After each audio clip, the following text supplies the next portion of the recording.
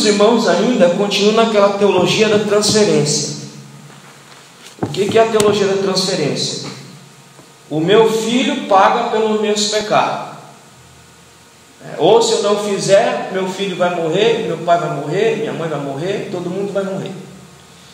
Então, essa manhã nós vamos aprender que não existe transferência de responsabilidade. Cada ser humano é responsável pela sua vida. Ninguém salva ninguém e ninguém condena ninguém. Amém, meus irmãos? Amém. Seria bom se a gente salvasse e condenássemos. Sim ou não? Sim. Moneri concordou comigo. Mas vamos aprender essa manhã sobre a responsabilidade individual. Isso aqui para os pais, se estivessem aqui, ajudaria os pais, senão os filhos. Não é porque o pai é crente que o menino vai ser salvo, não.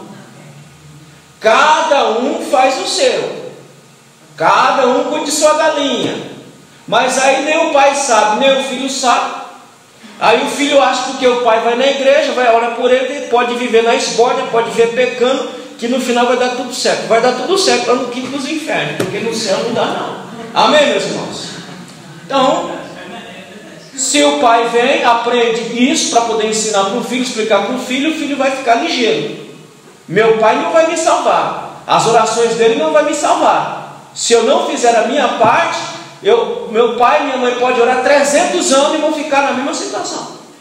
Porque cada um dará conta de si. Amém? Diga. Pastor, eu acho que isso aí devia ser passado para a grande massa, para quebrar alguns paradigmas, viu? Sim, mas nós estamos aqui de manhã, nós vamos desfunchar esse negócio agora, infelizmente. Mas o avivamento vai vir. Na hora que a chibata estiver pegando no lombo de meia dúzia vem. Avança. Textual. Ezequiel capítulo 18. A alma que pecar, essa morrerá. O filho não levará a iniquidade do pai, nem o pai levará a iniquidade do filho. A justiça do justo ficará sobre ele, e a impiedade do ímpio cairá sobre ele. Nós vamos ler no texto de Ezequiel uma coisa interessante, que se o pai for justo, o pai justo, crente, fizer tudo que Deus ordena, cumprir os mandamentos, e ele tiver um filho ladrão, que está lá no texto, o pai não vai salvar o filho pela justiça do pai. O filho vai morrer porque é um ladrão. O pai é justo, faz tudo o que deve fazer, mas ele tem um filho que é ladrão. Está lá no texto, a gente vai ver isso já. Avança. Para além da responsabilidade individual, a palavra de Deus se posiciona contra o fatalismo. Nós vamos aprender o que é o fatalismo, tá? Que é o que está trabalhando no texto aqui. Vamos ver daqui a pouquinho já. Isto é, contra a ideia de que tudo está determinado por um rígido destino. É o fatalismo. Não é a música da Maria Gabriela? Fatalismo. Como que é a música da Maria Gabriela? Eu nasci assim, eu sou assim, eu vou morrer assim. Isso é fatalismo. Ou seja, a pessoa tem ideia de que ela nasceu para ser um desgraçado na vida. A pessoa tem ideia que ela nasceu para viver uma vida miserável. Ela tem essa ideia de que ela vai ser aquilo ali e nada pode mudar. Isso se chama fatalismo. É o que nós vamos trabalhar no texto de Ezequiel capítulo 18. O povo de Israel estava nesse pensamento de fatalismo. A gente vai ver já. Avança. Tá entendendo aí, né, meus irmãos? Amém? Então vamos ler. Ezequiel, leitura bíblica em classe. Ezequiel capítulo 18, versículo 20 a 28. Ezequiel capítulo 20 diz assim: a alma que pecar, essa morrerá. O filho não levará a iniquidade do pai, nem o pai levará a iniquidade do filho. A justiça do justo ficará sobre ele, a impiedade do ímpio cairá sobre ele. Mas se o ímpio se converter de todos os pecados que cometeu e guardar todos os meus estatutos e proceder com retidão e justiça, certamente viverá, não morrerá. De todas as transgressões que cometeu, não haverá lembrança contra ele. Pela justiça que praticou, viverá. Ou seja, aquilo que ele fez lá atrás, se ele viveu uma vida justa agora, o que ele viu lá atrás não vai ser levado em consideração. Mas também, aquilo que eu vivi lá atrás como justo, e eu me desviar, aquilo que eu vivi lá atrás como justo e me desviar agora, não vai ser levado em consideração. Eu vou morrer do mesmo jeito. Amém? Amém. Vamos lá no texto. De todas as transgressões que cometeu, não haverá lembrança contra ele. Pela justiça que praticou, verá. Desejaria eu de qualquer maneira a morte do ímpio? Diz o Senhor Deus: não desejo, antes que se converta dos seus maus caminhos e viva. Quem é que vai para o inferno? Quem é que vai mandar alguém para o inferno? Deus ou o indivíduo? O que é que Deus está falando aí, irmão? Leia de novo aí. Capítulo 23. Qual é o desejo de Deus? O desejo de Deus é mandar para o inferno? O desejo de Deus é salvar o indivíduo. O indivíduo é que se joga no inferno. Por quê? Porque não quer ouvir, não quer obedecer, não quer guardar os mandamentos do Senhor. Então o indivíduo, assim como eu falei semana passada, que quem atrai o juízo de Deus não é Deus, mas somos nós. O mundo vai ser julgado, não é porque Deus quer julgar o mundo vai ser julgado porque o mundo está atraindo o juízo de Deus sobre eles. Há crentes sendo julgados todos os dias porque os crentes estão atraindo o juízo de Deus sobre eles. Deus não tem prazer na morte de ninguém, é o que está dizendo o texto. Mas são os indivíduos que não têm prazer na lei, no amor ao Senhor, é que se joga na perdição ou no inferno, como diz o texto. Amém, meus irmãos? É tudo muito simples. Diante de Deus não tem nada complicado. É tudo simples. A matemática de Deus é simples. Ele diz: eu desejo salvar. Mas o indivíduo diz: não, eu não quero ser salvo, eu quero a perdição. Então Deus dá a perdição para ele. Ué. Deus só dá aquilo que ele deseja. Se ele quer a perdição, tome. Quer a salvação? Tome. É assim que funciona. Verso 24. Mas desviando-se o justo da sua justiça e cometendo iniquidade, fazendo conforme todas as abominações que faz o ímpio, porventura viverá? É claro que não. Olha o que diz o texto aí: de todas as justiças que tiver feito, não se fará memória. Esse crente besta que fica achando: ai, mas lá eu fiz, irmão. O problema é seu, que você fez.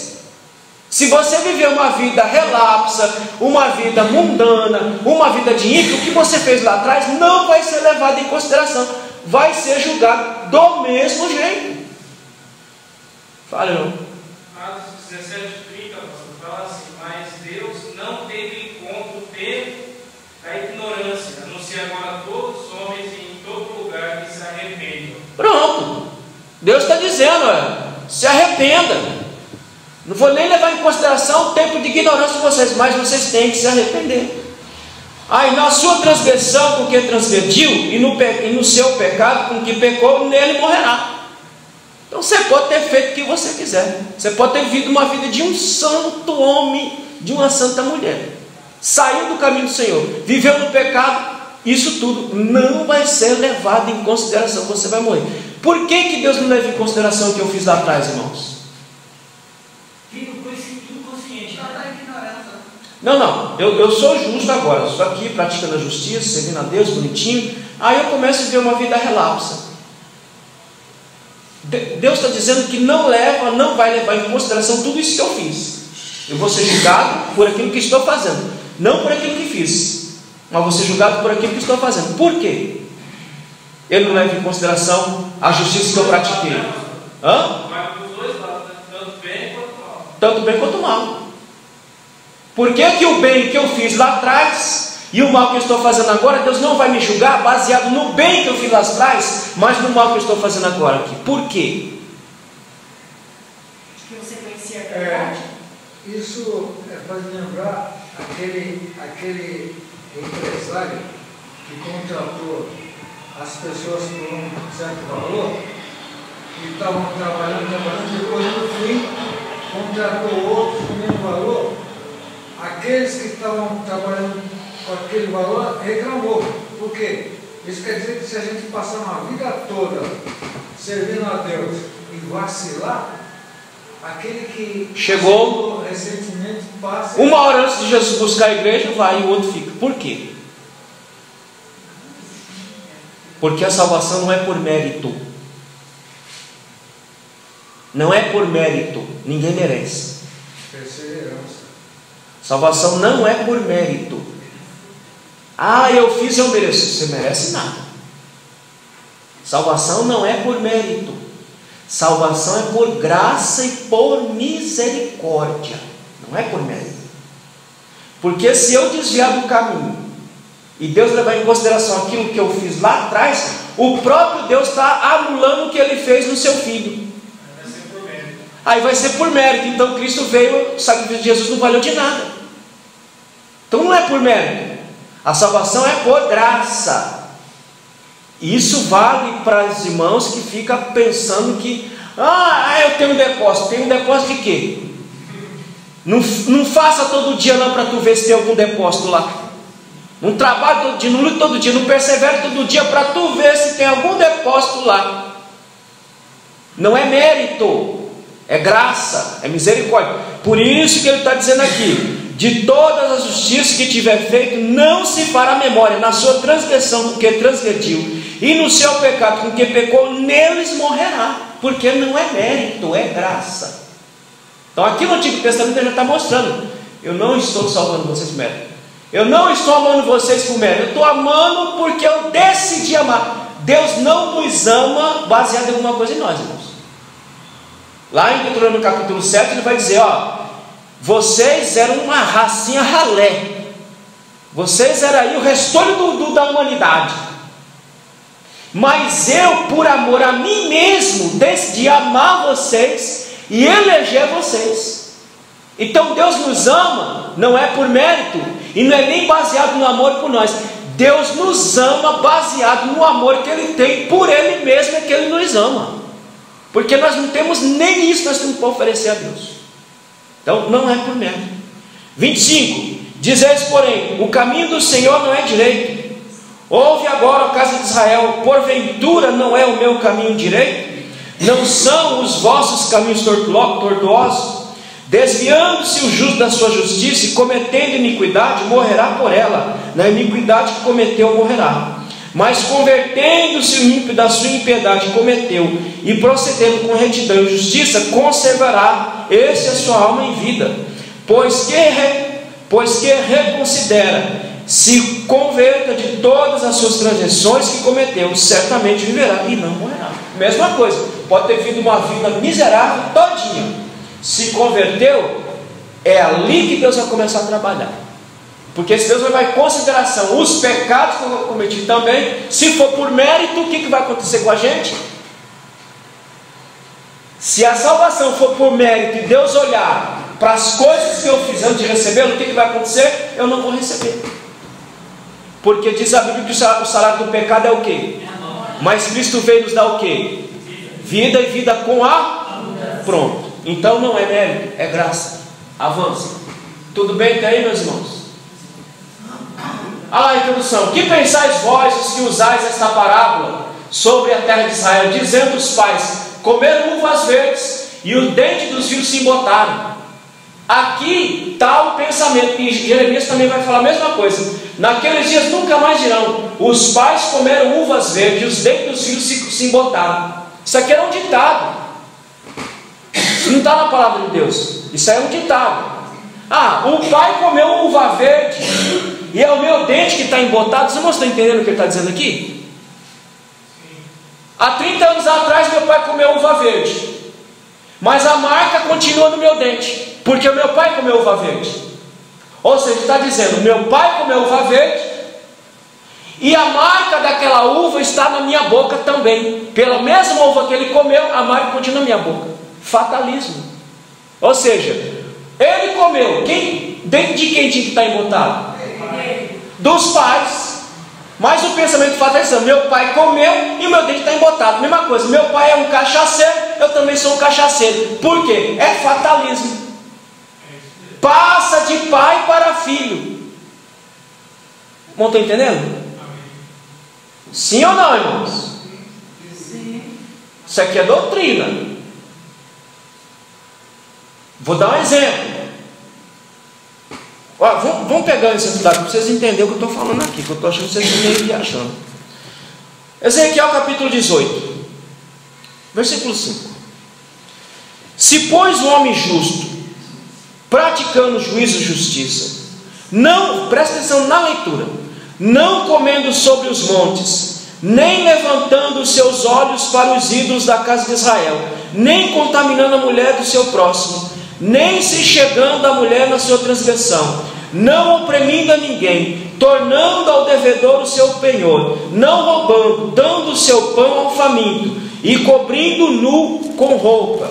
Nós estamos falando de um homem justo, tá? Não dando o seu dinheiro à usura, não recebendo demais, desviando a sua mão da injustiça e fazendo verdadeiro juízo entre homem e homem, andando nos meus estatutos e guardando os meus juízos e procedendo segundo a verdade, o tal justo certamente viverá, diz o Senhor Deus. Prestaram atenção? Como de homem? Agora olha o filho dele, ó, verso 10. E se ele gerar um filho, o que? Derramador de sangue, que fizer a seu irmão qualquer dessas coisas, ou seja, ao contrário do que o pai faz, o filho agora está fazendo o contrário, roubando, matando, se prostituindo, vivendo uma vida de um injusto. Ele não será julgado pela justiça do pai, mas ele será julgado pelos seus atos. Amém, meus irmãos?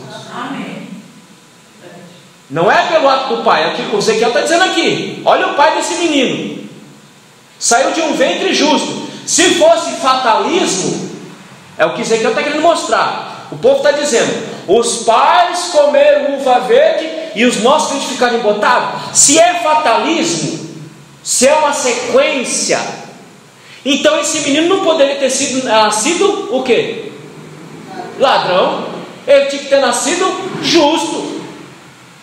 Se a justiça do pai passasse para o filho, então aqui nós teríamos que ler: e se ele gerar um filho justo, baseado na justiça de quem? Do filho? Não, do pai. Mas não é baseado na justiça do pai. O filho é responsável pelos seus atos, não é o pai. Ah lá, continua a leitura. E não cumprir, versículo 11, e não cumprir todos aqueles deveres, mas antes comer sobre os montes, contaminar a mulher do seu braço, tudo ao contrário do que o pai fez, ele está fazendo. Oprimir ao pobre, necessitado, praticar roubo, não tornar o penhor, levantar os seus olhos para os ídolos e cometer abominação, e emprestar com usura, e receber demais, porventura viverá? É a pergunta que Deus está fazendo. Não viverá. Todas essas abominações ele fez, certamente morrerá, o seu sangue será sobre ele. É o que Ezequiel está dizendo aqui. O povo dizia: nós estamos sendo penalizados pelos pecados de nossos pais, maldição hereditária. Isso aqui é uma maldição, maldição de família. O pai era cachaceiro, o tio era cachaceiro, a mãe era cachaceira, esse aí é cachaceiro, porque é uma maldição de família. Todo mundo aqui já falou isso aí. Já viu gente torta? Por que é? Porque é a maldição de família. Você está dizendo para ele que o que o pai fez foi transferido para ele. O pecado do pai foi transferido para ele. Aquilo que o pai é, ele é, porque é fatalismo. Ele nasceu para ser assim. Como o pai nasceu para ser assim, o filho também nasceu para ser assim. Isso não existe, é o que Ezequiel está dizendo. Cada um morrerá pelo seu pecado. Por isso que Deus está dizendo: nunca mais vocês vão falar isso, porque eu vou ensinar vocês que cada um é responsável pelos seus pecados. Vocês estão indo cativo pelo pecado de vocês e não pelo pecado dos pais. Amém, meus irmãos? Amém. Então essa história não existe. Meu filho vai pagar pelo meu pecado. Não, cada um paga pelo seu pecado. Amém? Isso aconteceu. Quando Pode avançar. Pode falar. Quando Noé pecou ao se liberar com vinho, ele amaldiçoou não o cão, Canaã. Né? E aquela maldição acompanhou todo o continente africano, porque Canaã foi... Não, vamos esquecer isso aí. Senão a gente passa uma hereditária. Mas é uma coisa... Não, vamos entender o texto. Não tem sentido? Não. Ele amaldiçoou. Não. Né? Senão eu estou falando da maldição hereditária. Eu vou continuar no mesmo ciclo. Aconteceu, né? Vamos entender o que aconteceu ali. Vamos chegar num texto que diz que Deus visita o pecado até quando? Até a quarta geração. Até a quarta geração, se aquela geração repetiu o pecado dos pais.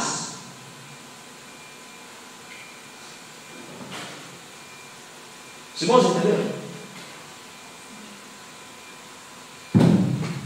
Irmãos, Deus diz: eu visito o pecado dos pais nos filhos até a quarta geração, se ela insistir no pecado de seus pais. Se ela praticar os pecados dos seus pais, elas são responsáveis. Não é porque o pecado dos pais está vindo sobre os filhos, porque os filhos estão repetindo as mesmas burrices que os pais fizeram. O que está acontecendo com o povo indo para o cativeiro foi porque eles fizeram a mesma burrice dos pais. Os pais se desviaram do Senhor. Os filhos repetiram isso. Por exemplo, minha família, lá da minha mãe, nós tínhamos uma sequência de tio cachaceiro. Tinha o tio Vador, tinha minha mãe, tinha a tia Ana, quem mais? Minha família lá da minha mãe tem cachaceiro. Tinha o Zé. Eu não fui cachaceiro na vida. Eu não repeti o erro de minha mãe. E nem meus outros primos repetiram o erro dos pais. Então não é maldição hereditária. Cada um faz aquilo que acha que tem que fazer. Não porque o pai foi, eu também vou ser. Não. Eu só estou repetindo uma coisa que ele fez. Só é uma repetição. Mas sou responsável por aquele pecado que eu estou cometendo. Não porque meu pai pecou lá, que eu estou sendo penalizado agora. Porque meu pai foi um cachaceiro, eu estou sendo penalizado agora, vou ser um cachaceiro também. Não. Eu me tornei um cachaceiro porque eu quis me tornar um cachaceiro. Aí Deus vai visitar o pecado dos pais nos filhos. Por quê? Porque os filhos estão repetindo o pecado que os pais cometeram. Amém, meus irmãos? Assim, pastor, Deus não seria justo, né? Na verdade, não seria justo. Porque a recompensa cada um segundo as suas obras. Cada um será julgado pelos seus pecados, é o que o texto está dizendo. Questão de continente africano das nações é que as nações não querem Deus. Não tem nada a ver com o pecado lá de nosso antepassado. Nós estamos repetindo erros. Há uma máxima que diz o seguinte: que quem não conhece sua história comete os mesmos erros passados. Os erros do passado. Quem não conhece história comete os mesmos erros. O povo, por não dar crédito à palavra do Senhor, continua no mesmo caminho. Então Deus está penalizando o pecado deles, não dos pais. Por isso que Ezequiel está falando: vocês nunca mais vão falar disso. Meu pai comeu uva verde e meu dente ficou embotado. Não, Senhor. O pecado do seu pai é dele, o seu pecado é seu. Não transfere, não passa. Amém, meus irmãos? Entenderam? Sim ou não? Isso aqui é doutrina, hein? Amém? Sobre a máxima usada de Israel, a máxima equivocada. Abra lá em Jeremias capítulo 3, versículo 39. Primeiro vamos ler aqui, ó. Vamos ler aqui, ó. Êxodo capítulo 20, versículo 5, Deuteronômio capítulo 5, versículo 9. Alguém abra em Êxodo 20 e versículo 5. Por quê? Esse pensamento que eles estavam tendo era de uma distorção, de uma má compreensão deste mandamento aqui que nós vamos ler em Êxodo capítulo 20, versículo 5 e Deuteronômio 5, 9. Quem achou, leia o primeiro texto. Êxodo 5, 20. Não, Êxodo capítulo 20, versículo 5. Leia. Não te curvarás a elas, nem as servirás, porque eu, o Senhor teu Deus, sou Deus zeloso, que visito a maldade Aí o texto. dos pais nos filhos, até a terceira e quarta geração, daqueles que me aborrecem. Qual foi a ordem? Não te curvarás aos ídolos. O que o povo de Israel fez? Se curvou aos ídolos. E se você pegar a história de Israel, é a história de um povo idólatra. Muitas vezes se rendeu a ídolos. Aí Deus está dizendo, eu visito a maldade do quê?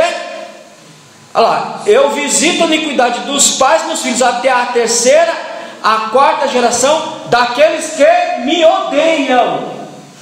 Está aqui o pulo do gato, irmão, para entender o que eles não conseguiram entender. Eles acharam que está dizendo, ó, é fatalismo, tá? O pecado do pai de vocês vai passar para vocês ou visitar em vocês. Não. Ele visita até a terceira, até a quarta geração daqueles que odeiam. Porque quando deixar de odiar, Deus não vai penalizar, ué. Amém?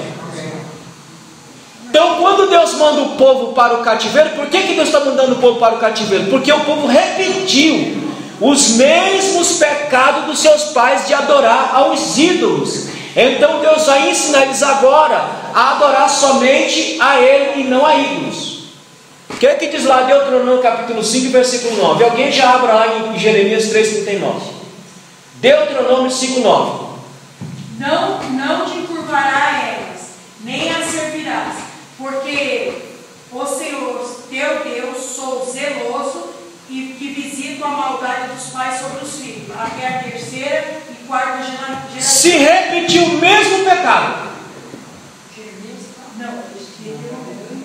Se repetir o mesmo pecado, eu vou continuar visitando. Por que as nações estão sendo penalizadas? Porque as nações continuam repetindo os mesmos pecados de seus pais. Qual seja, não se dobrar ao senhorio de Deus. É o que acontece no continente africano. Porque lá também tem filho de Deus. Se fosse maldição hereditária, todo aquele povo lá teria sido condenado. E o continente africano, por mais difícil que seja, mas tem filho de Deus lá clamando ao Senhor. A África atual está completamente diferente daquela África.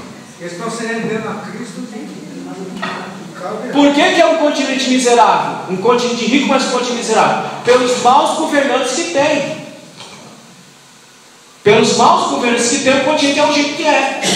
Os europeus viveram da ignorância deles. Então, cada um é tratado segundo o seu pecado, não segundo o pecado dos pais, porque seria, como diz Monet, seria injusto. O pai fez, eu vou pagar por aquilo que ele fez. O que eu tenho a ver com o pecado de meu pai? O que eu tenho a ver com o erro que ele cometeu lá atrás? Vou dar um exemplo. Meu pai era um cabra safado. Ele não era homem de uma mulher, ele era homem de 10. Só que eu não puxei a rinha do meu pai porque ele foi em você? Não. Não é maldição hereditária, não é fatalismo. Cada um é o que é, e cada um será penalizado por aquilo que fizer. Mas no Velho Testamento a gente olha o caso dos amonitas. Pronto. Você pega aí vários exemplos aí dentro do texto sagrado. Tá? Vamos ler Jeremias capítulo 3, versículo 39. Não tem. Qual é o 33? Eu acho que até me... Vê aí se é o 33. Depois errei na referência aí.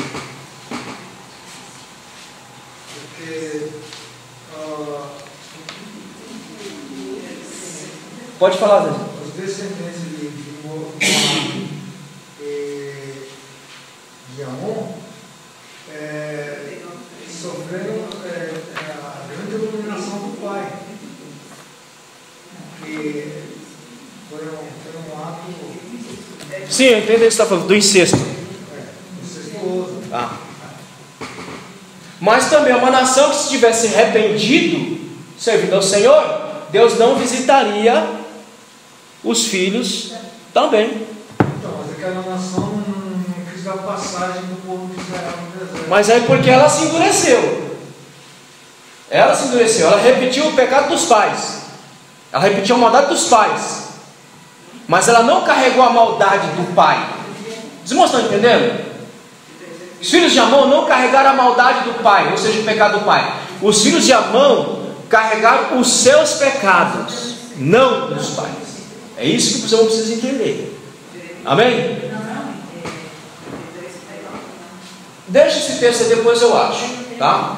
Mas o que tem que ficar bem claro aqui? Não existe maldição hereditária. Então lá, se os filhos continuarem na prática, irmão, esquece o texto, esquece. Vamos prestar atenção aqui, depois eu acho. Se os filhos continuarem na prática do pecado, será punido, não pelo pecado dos pais, mas pelos seus próprios pecados. É, isso tem que ser bem subentendido, porque tem pessoas que dizem, eu estou com câncer, que meu pai teve câncer também. Não. Tem muitas pessoas. Não, a questão de doença, ela pode ser genética. Ela pode ser genética. O câncer é genético, mas não questão de maldição. Não, porque meu pai lá teve, meu pai foi amaldiçoado, também fosse amaldiçoado. Não, isso é questão genética. Mas tudo que a gente está falando é para tirar isso da cabeça do povo. Tem casos que a pessoa se adoece de antemão, porque a cabeça adoece e o corpo adoece junto, porque acha que está maldito igual o pai lá, nada a ver. Avança. Aí. Deus deixa bem claro, cada um será punido pelos seus pecados. Vamos ler. Oxe, o que aconteceu aí?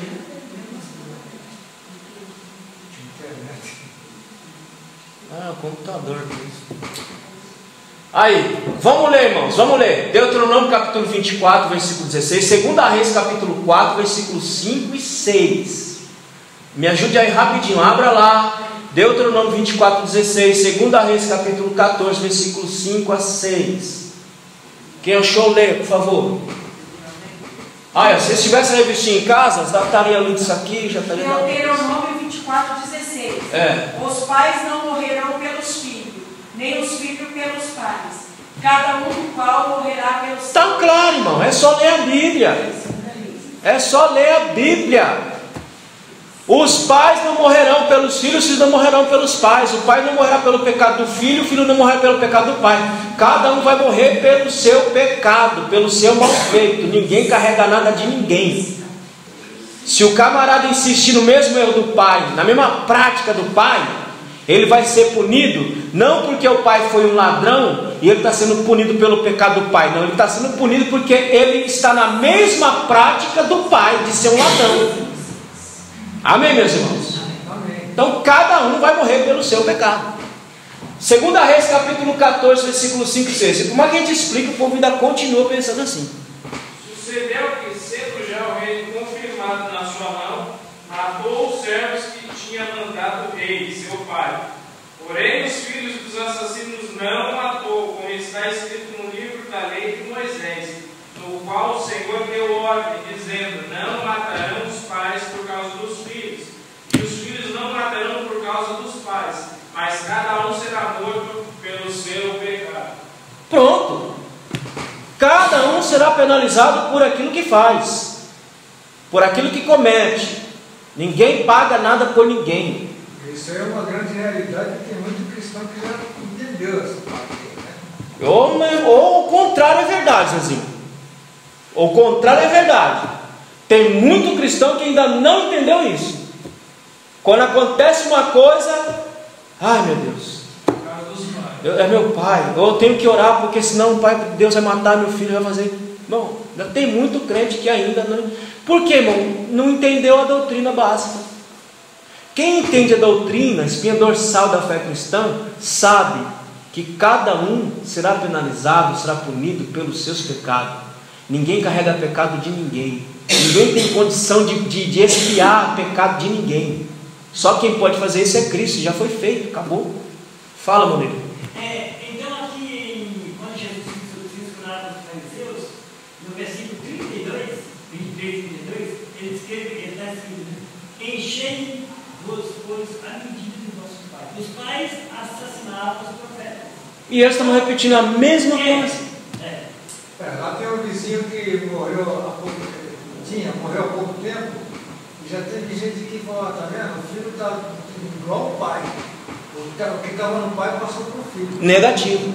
O filho está igual o pai, porque está fazendo a mesma coisa que o pai está fazendo. O filho está fazendo o quê? Está tocando a flautinha dele na congregação cristã. Pronto.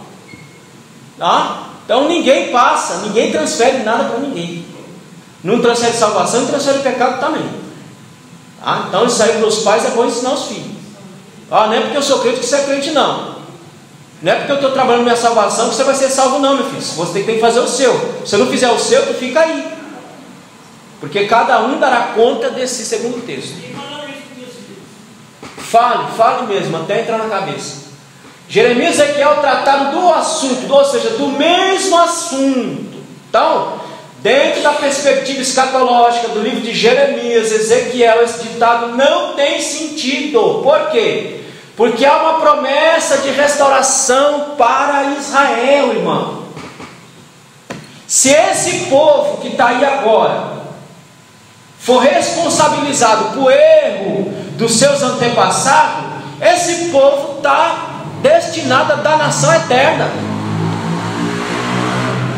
Como eles não carregam o pecado dos pais, esta nação que Deus amou, que Deus elegeu, ela vai ser reunificada e restaurada. Então o ditado não tem sentido.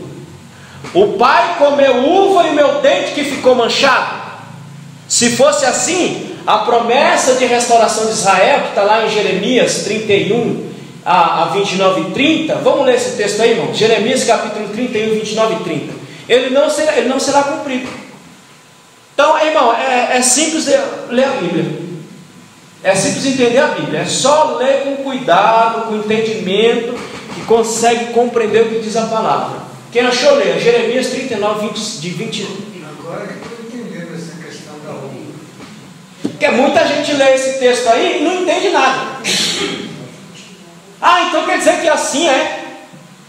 O que eu estou passando isso aqui por conta do meu pai e da minha mãe. Quantos crentes estão pensando assim ainda, irmão? Eu estou vivendo assim então por causa do meu pai e de minha mãe. Eu estou sendo penalizado pelo pecado do meu pai e de minha mãe. Mas não vem para a escola dominical e fica aí pensando, vai ficar morrer pensando assim, vai fazer o quê? Jeremias 31, 29 e 30. Quem achou, ler? Naqueles dias nunca mais dirão: os pais comeram uvas verdes e os dentes dos filhos se embotaram, mas cada um morrerá pela sua iniquidade. De todo homem que comer uvas verdes, os dentes se embotarão. Pronto. Então Deus está proibindo esse tipo de pensamento. Deus está proibindo esse tipo de coisa. Ninguém paga por pecado de ninguém. Ninguém carrega o pecado de ninguém. Eu estou proibindo vocês de pensar nesse fatalismo rígido, fechado. Cada um será condenado pelo seu pecado. Mas há uma promessa de restauração para Israel. Se isso for verdade, essa promessa nunca vai se cumprir. Vocês não estão entendendo a lógica da coisa? Amém? Avança. Problema do nosso tempo. Qual é o problema do nosso tempo? Batalha espiritual equivocada.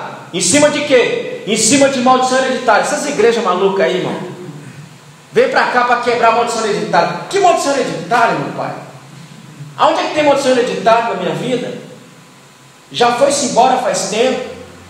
Agora eu vou ter que orar, fazer uma batalha espiritual para quebrar a maldição hereditária.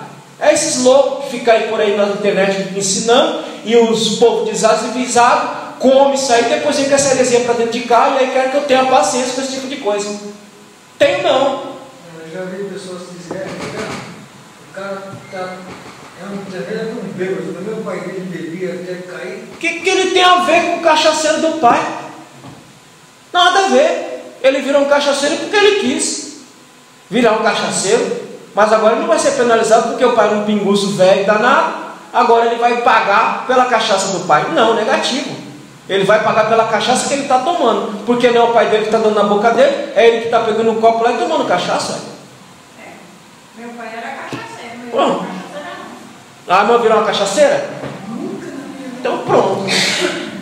Ó, irmão, questão de maldição hereditária, ela é antibíblica. Vamos ler Romanos capítulo 5, versículo 8 e versículo 10. Abra. Romanos capítulo 5, versículo 8 a 10. Romanos capítulo 8, versículo 1. 2 Coríntios 5, 17 e Judas 3. Irmão, só erra quem quer, viu? Quem achou? Romanos capítulo 5, do 8 a 10, pode ler. Mas Deus, Romanos 5, 8. Mas deu prova do seu amor para conosco, em que Cristo morreu por nós, sendo nós ainda pecadores.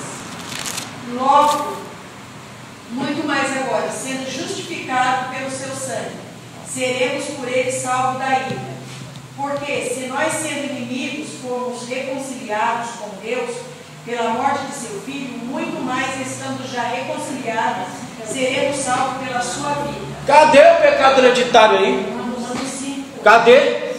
Cristo morreu por nós e nos reconciliou com Cristo.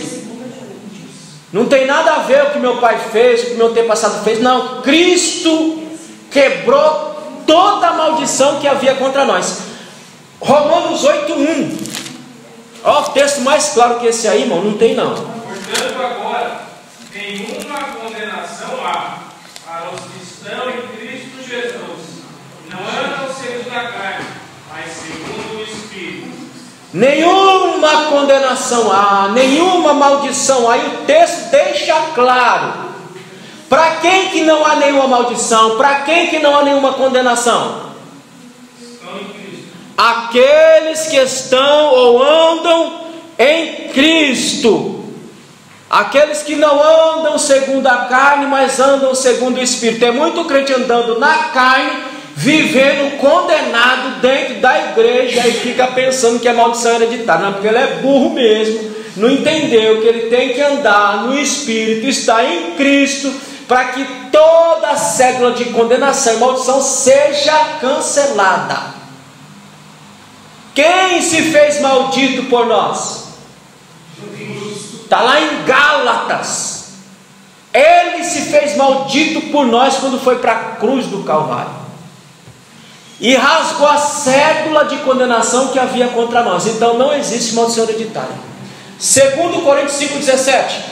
Assim, e se alguém está em Cristo, nova criatura é, e as coisas velhas já se passaram, eis que tudo se fez novo.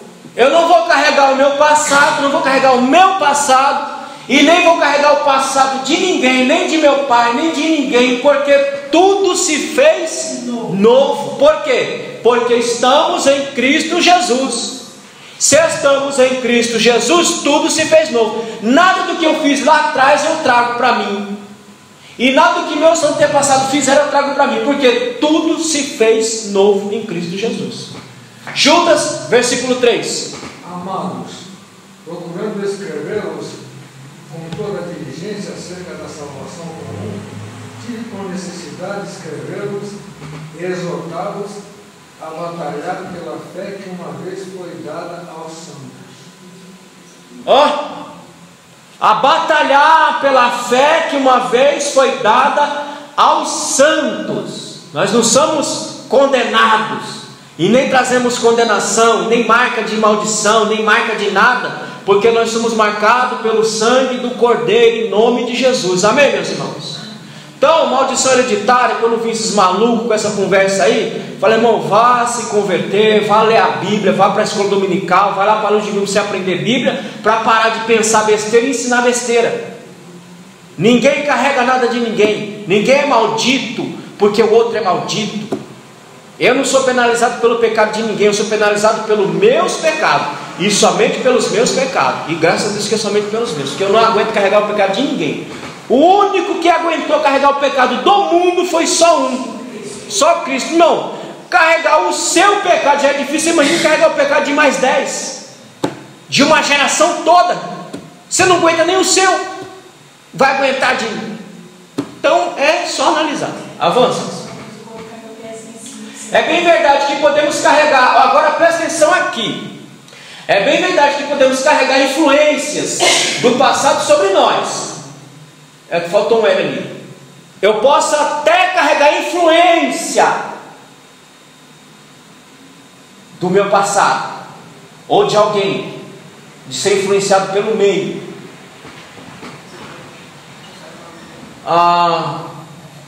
Sobre nós, pode até ser difícil mudar esse passado, até porque o passado não muda, está dado. O passado acabou, ninguém muda o passado, está lá, acabou.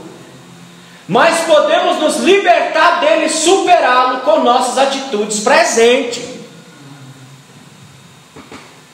Os africanos lá. Os africanos estão lá do jeito que estão, porque não se libertaram de um passado negro que tiveram. Mas a hora que ele se libertou, Jesus entrou e fez nova criatura. Então eu não posso mudar o passado que foi feito lá, eu não posso mudar nada que foi feito lá, mas eu posso me libertar desse passado e superar esse passado. Por que tem muito crente derrotado, muito crente frustrado? Porque não consegue se libertar do passado nem superar o passado continua presente na vida dele. Aí ele diz, é maldição hereditária. Não é maldição hereditária, porque você não conseguiu se libertar dessa influência do seu passado ruim. É uma coisa que não crente se converter e continuar se penalizando pelos seus pecados passados. Está escravizado no conformismo, né? Não vai mudar. Sai fora disso. Então eu posso sofrer influência do meu passado? Posso. Mas eu posso mudar e superar este passado pelo meu presente. Amém, meus irmãos? Avança. Sobre a salvação para todos os seres humanos. A esperança para o pecador, está lá no versículo 21 e 23 de Ezequiel, está lá. Mas se o ímpio se converter de todos os seus pecados que cometeu, e guardar todos os meus mandamentos, todos os meus estatutos, e fizer juízo e justiça, certamente viverá, não morrerá. E até o 23 vai dizer assim, então há esperança para o ser humano. Se eu abandonar o meu passado, se eu abandonar o meu pecado, então há esperança para mim, há salvação para mim. Então Ezequiel deixa claro que cada um é responsável pelos seus atos. Deus tem prazer na salvação das almas e não na condenação, irmão. Quem se condena somos nós. Somos nós que atraímos o juízo de Deus. Somos nós que nos condenamos. Somos nós que atraímos tudo de ruim. Porque olha o prazer de Deus. Vamos ler João, Evangelho de João, capítulo 5, versículo 40, 1 Timóteo 2,4, 2 Pedro 3,9. Vamos ler, irmão. Bíblia tem que ser para ler, então vamos ler. Vocês estão aqui para aprender Bíblia. João 5,40. E não quereis vir a mim para terdes vida. É capítulo 5, versículo 40 do Evangelho de João. 5,40. Vamos lá. E não quereis vir a mim para terdes vida. Então, se você vir a mim, ele está dizendo, você não tem vida porque você não quer vir a mim, ué. Simples. É o que João está dizendo. Né? Está dizendo aí, ó. E não quereis vir a mim para teres vida? Afirmativa. Se você vier até mim, você não vai ter morte, você vai ter vida. Então o prazer de Deus é salvar, não é condenar. Quem gosta de se condenar é o ser humano. 1 Timóteo 2,4. E quer que todos os homens se salvem e venham ao conhecimento da verdade. Olha aí o prazer de Deus, irmão. Ele quer que todos os homens se salvem. Deus não tem prazer em condenar ninguém. Quem tem prazer em se autocondenar somos nós, irmãos. E o povo não entendeu isso ainda. O prazer de Deus é salvar essa humanidade inteira. Mas nem todo mundo quer saber de Deus. O homem sem Deus não quer saber de Deus. E os homens que dizem que estão com Deus também já não estão querendo mais saber de Deus. Então como é que vai fazer? Então somos nós que nos condenamos, porque Deus tem prazer em salvar o ser humano. 2 Pedro 3,9. Assim sabe o Senhor, livrar da tentação dos piedosos e reservar os injustos para o dia do juízo, para serem castigados. Pronto, Deus tem prazer em salvar o homem, mas o homem tem prazer em continuar no pecado. Aí Deus vai fazer o quê? Vai forçar o homem? É claro que não. Então a oferta da salvação é para todos os homens. mas não os obriga a aceitá-lo coercitivamente. Deus não obriga ninguém a aceitá-lo. Você aceita se você quiser. 2 Pedro 3,9. O Senhor não retardará a sua promessa, ainda que alguma tenha por tardia. Mas é longânimo para convosco, não querendo que alguns se percam, que todos venham a arrepender-se. Pronto, é o prazer de Deus, irmão. Deus tem prazer em o homem se arrepender. Deus não tem prazer em matar. Deus não tem prazer em condenar. Há uns crentes malucos que acham que Deus é matador, que anda matando o povo por aí. Deus não mata ninguém, é o cidadão que se mata. Deus não joga ninguém para o inferno, é o cidadão que se joga. Deus não condena ninguém, é o cidadão que se autocondena, porque Deus tem prazer em absorver. Tanto é que Ele trouxe o seu filho, mandou o seu filho. Mas o ser humano quer a condenação. Aí Deus vai fazer o quê? Vai obrigar ele a querer a salvação? Não. Tu quer o quê? Eu quero o inferno. Então tome para você de presente o inferno. Você quer o quê? Eu quero o céu. Então tome o céu para você de presente. Então aquilo que você decidir é aquilo que você vai ter. Avança. Refutando o pensamento fatalista. Está no versículo 20. O que é o fatalismo? Aqui. Aponta para a inevitabilidade dos acontecimentos. Isso é fatalismo. Isso vai acontecer. Eu vou sair daqui a pouquinho e vou morrer atropelado ali. Isso vai acontecer, porque o fatalismo diz isso. Aquilo que está fatalmente fadado a acontecer, não tem nenhuma circunstância da vida que não faça acontecer. Ele vai acontecer, porque já está determinado que vai acontecer. Isso é fatalismo. Determinismo. Tudo está determinado dentro de uma lei rígida, ou seja, é necessário que tudo aquilo que tem que ser e não pode deixar de ser. Fatalismo. Vai acontecer, é inevitável não acontecer. Determinismo. Está determinado a acontecer, ninguém pode mudar. A sua oração não pode mudar alguma coisa que está determinada a acontecer. Eu vou sair e vou tropicar ali. Vai acontecer. Não, eu não vou. Não, vai acontecer. Se está determinado, se está fatalmente, inevitavelmente determinado que você vai tropeçar, então você vai tropeçar, porque está determinado. Aí, irmão, você pergunta: se está tudo determinado dentro desse pensamento rígido, fechado, se está tudo fatalmente determinado, aonde entra aí a liberdade humana? Não tem liberdade humana. Se não tem liberdade humana, logo não tem responsabilidade pessoal. Se eu sair daqui e fizer qualquer mal a qualquer indivíduo ali, eu não posso ser responsabilizado. Por quê? Porque está fatalmente, inevitavelmente determinado que aquele mal iria acontecer. Então eu não posso ser responsabilizado por aquilo. Por quê? Porque eu não tive escolha. Eu tive que fazer aquilo que estava determinado. Então, se eu não tenho escolha, logo eu não tenho responsabilidade sobre aquilo que eu fiz. Amém, meus irmãos? Estão entendendo? Sim ou não? Entenderam? Sim ou não? Sim. Vou avançar, hein? Aquilo que tem que ser é aquilo que vai ser. Pronto. E você não pode mudar. Se está determinado que você vai sentar no chão, tu vai sentar no chão. A pessoa pode colocar a cadeira do seu lado. Não, você vai sentar no chão. Porque está inevitavelmente determinado que você vai sentar no chão. E você não tem escolha para sentar na cadeira. Então não tem livre-arbítrio. Se não tem livre-arbítrio, eu não posso ser responsabilizado por aquilo que eu fiz. Seu pensamento filosófico, né? Ué. A hereditariedade se explica dessa maneira. Por exemplo, se o demônio leva uma pessoa à morte, aquela pessoa morre, aquele demônio não morre e tende a permanecer no mesmo lugar e atacar outra pessoa.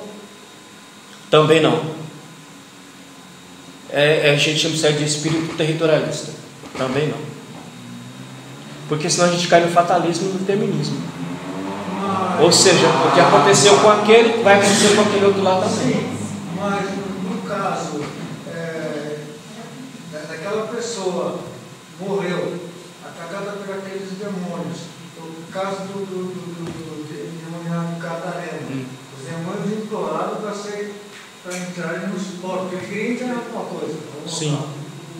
Mas Deus não permitiu entrar na vida de ninguém. Então não há nada, mas não entrou na vida de ninguém. Então essa ideia de demônio familiar, que tem um demônio numa família que ele fica ali. Muitos se baseiam nisso daí. É maldição hereditária, é fatalismo, é determinismo. Não existe. Não existe. Tá? Então, isso aqui é uma doutrina muito importante. Avança. Olha lá, determinismo, fatalismo, livre-arbítrio. Não existe livre-arbítrio. Olha lá, está determinado que aquele homem vai cair. Ele vai cair. E ele não tem escolha. Qual a escolha que ele tem? Cair. Então ele não pode ser responsabilizado pela queda que ele vai ter. O acaso, a lei rígida que determinou que é responsável. Logo, se eu viver uma vida de pecado, eu não posso ser condenado pelos meus pecados. Porque está inevitavelmente determinado que eu pecaria e viveria assim a vida toda. Se eu viver a vida toda assim, eu não posso ser penalizado, eu não posso ser jogado para o inferno, porque eu não tenho responsabilidade sobre meus atos. Isso acontece? É claro que não, porque nós temos livre-arbítrio. Deus nos deu a escolha entre o bem e o mal. Avança. Duas situações. Capítulo 2, versículo 18. Capítulo 18, versículo 2, 22 e 24. Vamos ver quais são essas situações. Vou resumir aqui, tá, irmãos? Quais são as duas situações que nós temos aí? O homem recusa a salvação, versículo 24. O homem aceita a salvação, versículo 21 e 22. Porque ele coloca essas duas situações aí e deixa bem claro lá. Aqui nesse texto aqui mostra a relação de Deus com o ser humano. Se houver arrependimento, haverá salvação. Se não houver arrependimento, haverá condenação. É as duas situações. Arrependimento, haverá salvação. Não há arrependimento, haverá condenação. Então é o que está dizendo nesses dois textos aí. Capítulo 18, versículo 2, 22 e 24 está falando disso. O homem recusa a salvação, vai ser condenado. Não é o que diz aí? Vamos ler o versículo 24 do capítulo 18 de Jeremias. Jeremias não, de Ezequiel. Mas desviando-se o justo da sua justiça e cometendo a iniquidade, fazendo conforme todas as abominações que faz o ímpio, porventura viverá, e todas as justiças que tiver feito não se fará memória, na sua transgressão com que transgrediu, no seu pecado com que pecou, nele morrerá. Então o homem pode recusar? Pode recusar. Não quer a salvação, é condenação. Mas ele pode aceitar? Pode aceitar. Versículo 21 e 22. Mas se o ímpio se converter de todos os pecados que cometeu e guardar todos os estatutos e proceder com retidão e justiça, certamente viverá, não morrerá. De todas as transgressões que cometeu, não haverá vingança contra ele, pela justiça que praticou, viverá. Então essas duas situações que estão lá no texto. Então você tem escolha. Você pode escolher entre a morte e entre a vida. Está no seu poder de escolha. Não está determinado. Esse aqui vai nascer, esse aqui nasceu para perdição. Esse aqui nasceu para salvação. Isso é determinismo, isso é fatalismo. Não existe isso, você escolhe. Vou para cá ou vou para lá. Olha o que diz Deuteronômio capítulo 30, versículo 19. Os céus e a terra tomo hoje por testemunha contra vós. Presta atenção. De que te tenho proposto a vida e a morte. Não é que Deus está colocando? Eu coloco diante de vocês a vida e a morte, a bênção e a maldição. Escolhe, pois, a vida para que vivas, tu e tua descendência. Ele está colocando uma opção ali: morte ou vida, bênção ou maldição. Escolhe a vida e será abençoado você e sua descendência. É a mesma coisa, irmão, a mesma coisa. Pega uma família crente, o pai abençoado, a mãe abençoada, os filhos abençoados. É bênção hereditária? Sim ou não? O pai é abençoado, não é abençoado, não é abençoado. É bênção hereditária? Não. abençoado porque ele aprendeu a viver e obedecer os estatutos do Senhor. Porque tem muito lar, de muito pai abençoado, de muita mãe abençoado, com um filho maldito. Sim ou não? Sim. Sim, ué. Porque ele decidiu viver aquela meleca de vida. O exemplo está na 80% da população carcerária. De crente, filho de crente. Porque decidiram viver aquela meleca de vida. Escolheram. É o que está dizendo aqui. Se você escolher a vida, terá a vida. Se você escolher a morte, você terá a morte. Mas ele está dizendo, eu coloco diante de vocês uma escolha. Vocês escolhem o que vocês quiserem. Eu não vou obrigar, não. Se você escolher morte, você terá morte. Se você escolher vida, você terá vida. Se você escolher bênção, você terá bênção. Se você escolher maldição, você terá maldição. Você terá aquilo que você escolher. Vamos ler mais. Lucas capítulo 15, versículo 32. Mas era justo agregar-vos e folgar-vos, porque este teu irmão estava morto e reviveu, tinha se perdido e achou-se. Olha lá, ele, se você ler o texto do filho pródigo, o que diz? Ele escolheu aquela vida, ele viveu aquela vida, não foi? Ele escolheu aquela vida. Mas no texto vai dizer que ele, caindo em si, ele disse, vou voltar para a casa do pai. Ele escolheu viver uma vida pregressa, mas ele também decidiu escolher voltar para a casa do pai, porque ele tem uma liberdade para escolher entre o bem e o mal. Olha o que diz aí 2 Pedro capítulo 2, versículo 20 e 22. Quem está aberto aí já lê. 2 Pedro capítulo de número 2, versículo 20 a 22. Porquanto se depois de terem escapado das corrupções do mundo, pelo conhecimento do Senhor e Salvador Jesus Cristo, forem outra vez envolvidos nelas, e vencidos, tornou-lhe o último estado pior do que o primeiro. Porque o melhor lhes fora não conhecerem o caminho da justiça, porque o conhecendo, desviaram-se do santo mandamento que lhes foram dado. Desse modo sobreveio o que por um verdadeiro provérbio diz: o cão voltou-se ao próprio vômito, e a porca lavada ao espojadouro de lama. Ué. Se você escolheu viver uma vida maldita, tu vai viver uma vida maldita. Se você escolher viver uma vida abençoada, você vai viver uma vida abençoada. Por quê? Porque você tem livre escolha para escolher essas coisas, ou bem ou mal. Olha o que diz lá em Hebreus capítulo 6. Quem está aberto aí em Hebreus? Ai, deixa que eu mesmo leio. Está aqui. Hebreus capítulo 6, do versículo 4 a 6. Presta atenção como que o homem tem poder de decidir o seu caminho. Porque é impossível que os que já uma vez foram iluminados e provaram o dom celestial e se tornaram participantes do Espírito Santo e provaram a boa palavra de Deus e as virtudes do século futuro e recaíram sejam outra vez renovados para arrependimento, pois assim quanto a eles de novo crucificaram o Filho de Deus e o expõem ao vitupério ou à vergonha. Então você pode aceitar ou você pode recusar, irmão. Isso é um fato. Você pode aceitar viver uma vida santa, você pode aceitar viver uma vida porca. Isso é um fato. Quem é que decide isso? Deus? Não, você decide isso. Você decide se você vai ter uma vida santa ou uma vida porca. Você decide. Não é Deus que vai decidir para você. Você vai decidir se você quer bênção ou maldição. Como ele diz, eu coloco diante de vós morte e vida, bênção e maldição. Se você escolher a vida, você terá vida. Se você escolher a morte, você terá morte.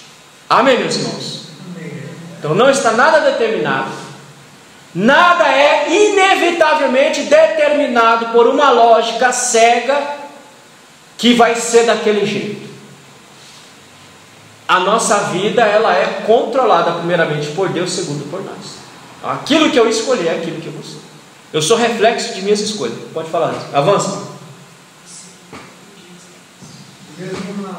Mesmo na escolha errada, a gente ainda tem a chance do arrependimento. Sim. E voltar ao caso do filho pródigo, né?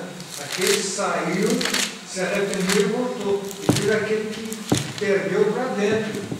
É o que está dizendo o texto. Você escolhe o que você quer, bênção ou maldição. Então aqui, ó, você tem livre-arbítrio. Assim deve pensar bem ao fazer sua escolha, pois será através dela que colherá frutos bons ou ruins, imediatamente ou no futuro.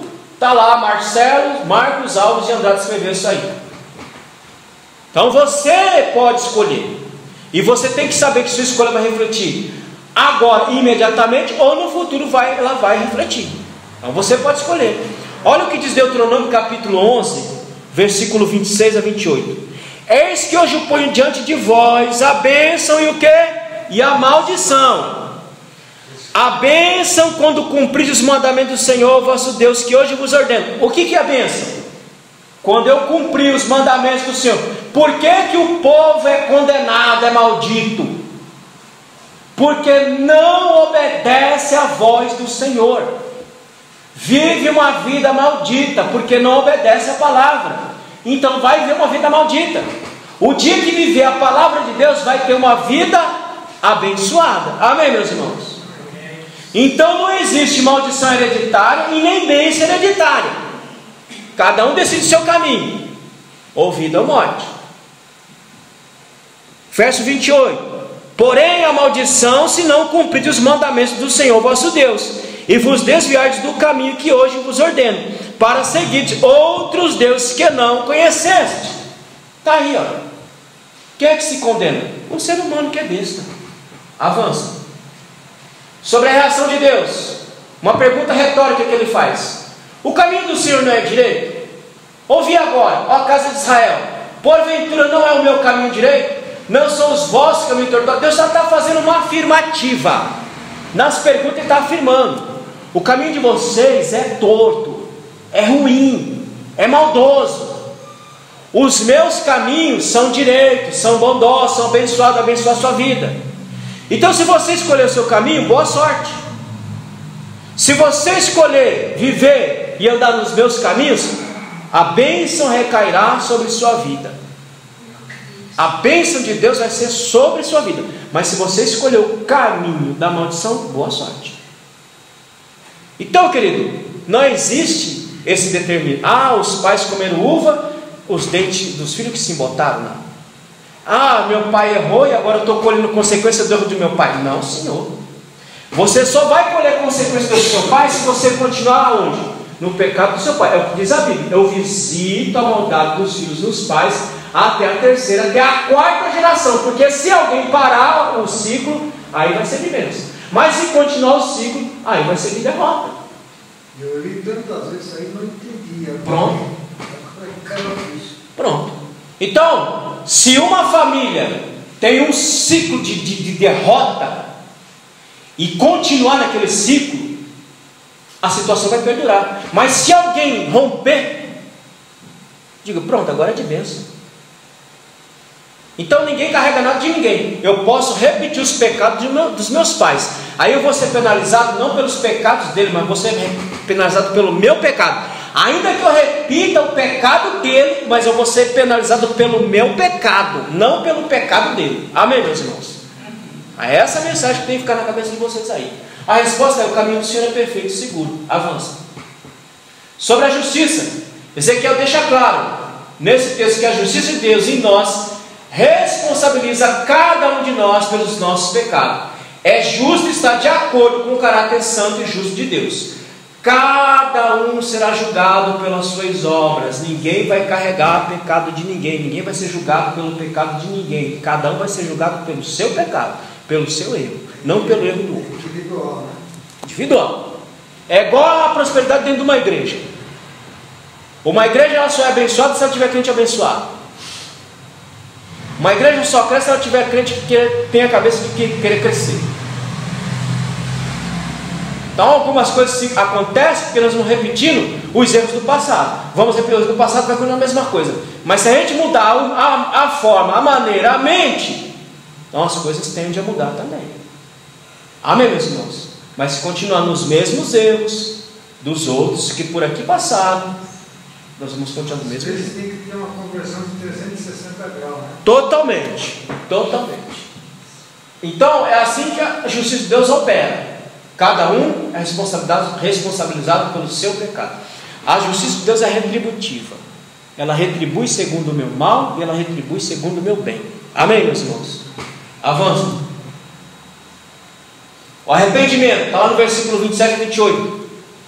Deus não tem culpa de nossos erros, meus irmãos. Nós mesmos somos responsáveis por tudo que fazemos de bom ou de ruim. Aqui já é a vontade de Deus, que nos deixa livre para escolher qual caminho, quais atitudes tomaremos.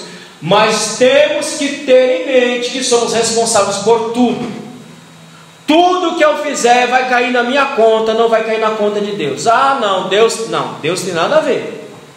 Deus quer nos abençoar, mas nós queremos o caminho da maldição. Então tudo acontece porque nós somos responsáveis por isso. É o que diz lá em Isaías 55, versos 6 a 7 e Atos capítulo 3, versículo 19. Nós atraímos o pecado, o juízo de Deus para a nossa vida. Somos nós que atraímos. Somos nós que atraímos maldição para a nossa vida. Somos nós que atraímos a vida miserável. Somos nós, não é Deus. Deus tem prazer em abençoar o seu povo, a sua igreja. Amém, meus irmãos? Avança. E aí nós encerramos aqui. Então essa mensagem deve ser pregada, anunciada aos pecadores que têm essa mesma máxima na mente. Atualmente, muitos estão dizendo, poxa, como é que Deus permitiu uma coisa dessa? Deus não tem nada a ver com isso. Deus? Não.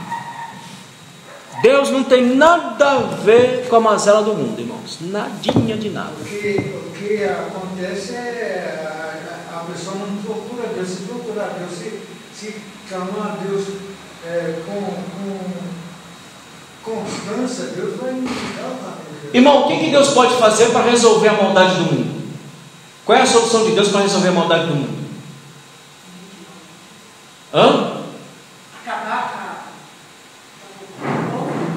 Para Deus resolver a maldade do mundo, Ele tem que matar todos os seres humanos, deixar só os bichos na terra. Se Deus quer resolver a maldade de uma vez só, Ele mata todos os seres humanos, deixa só os bichos. Aí a terra vai ser uma terra abençoada. Porque quem desgraça a terra é o ser humano. Quem faz a maldade é o ser humano, não é Deus. Mas os bichos não têm pecado, né? Não. Então, se Deus tiver que resolver a maldade do mundo, Ele tem que destruir o ser humano. E é exatamente isso que Deus vai fazer. Ele está preparando um povo ruim, porque nós somos ruins. Amém, meus irmãos? Ninguém me dizer, eu sou bom, não sei é bom coisa nenhuma, tu é ruim. Tu é tão ruim que precisa do Espírito Santo para ficar aí dentro, para controlar essa ruindade que é tu. Então Ele manda o Espírito para lidar com essa ruindade que somos nós, nos tirar daqui, deixar o povo que não quis saber de Deus, tantos de fora quanto de dentro, comer o pão que o diabo amassou, cuspiu, pisou, para depois ele vir, destruir uma parcela, dar uma oportunidade do ser humano saber o que é um governo justo, porque nenhum ser humano sabe o que é um governo justo. Não existe governo justo em lugar nenhum do mundo. Aonde tem um ser humano tem a injustiça. Aonde tem um ser humano tem a desgraça. Aonde tem um ser humano tem a perdição. O ser humano não sabe o que é governo justo. É a sede do poder. Mas o ser humano vai saber por um espaço de 1000 anos o que é um governo justo. Quando Cristo de fato reinar aqui, nós reinaremos junto com Ele. Amém? Amém. Ano que vem nós vamos aprender sobre isso. Vamos falar sobre tudo que se concerne à vinda de Cristo. Nós vamos aprender tudo isso ano que vem à noite. Porque não adianta fazer isso de manhã, porque não vem. Então nós vamos aprender à noite. Saber o que é o arrebatamento, o que é o juízo de Deus, o que vai acontecer conosco, o que vai acontecer com o mundo. Nós vamos aprender à noite. Mas aí o ser humano vai saber o que é um governo justo. Mas mesmo o ser humano, veja, irmão, veja como que o ser humano é ruim. O ser humano é ruim por natureza. Vai ter durante 1000 anos aqui um governo justo, bom, Mas a praga do ser humano vai se levantar contra Deus, contra Cristo no milênio. Aí Deus vai destruir essa raça ruim e vai ficar só com a raça mais ou menos. Vai renovar céus e terra e vai descer a Canaã celestial e nós vamos viver aqui eternamente. Amém, meus irmãos? É isso que nos aguarda. Aqueles que estão na brecha, aqueles que estão lavando as suas vestes no sangue do Cordeiro, perseverando diante do Senhor, é o que espera você, a bênção e não a maldição, em nome de Jesus. Nós somos tão ruins